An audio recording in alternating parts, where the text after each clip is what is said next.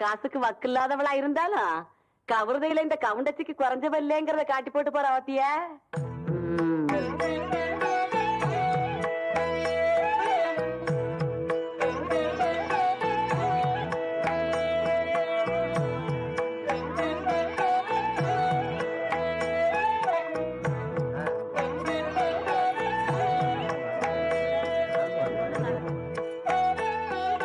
சாப்பிடுங்க. சரி அம்மை போடுங்க.